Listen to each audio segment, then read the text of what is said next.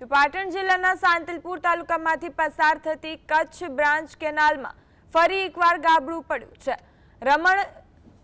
રણમલપુરા ગામ નજીક કેનાલના વારંવાર તૂટવાની ઘટનાઓને લઈને તેની કામગીરી સવાલોના ઘેરામાં આવી છે।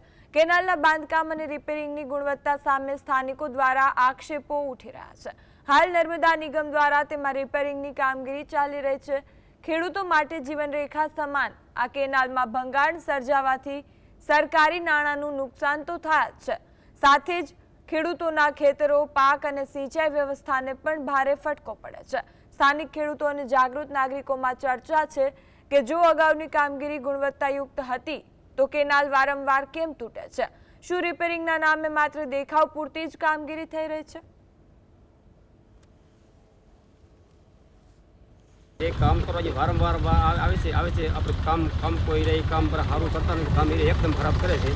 લોકો આ એટલે વાહનો બધા લોકોને બધું આ માણસો કામ કરે છે, ના નહીં કરે લોકોનું કામ બધું કોઈ રહે કામ કોઈ મજા આવે એવું કરતા નથી, લેવલમાં કોઈ કરતા નથી। અને સિમેન્ટ હોય, રેતી હોય, લોકોને એ બધું ખરાબ વાપરે રહે એમ।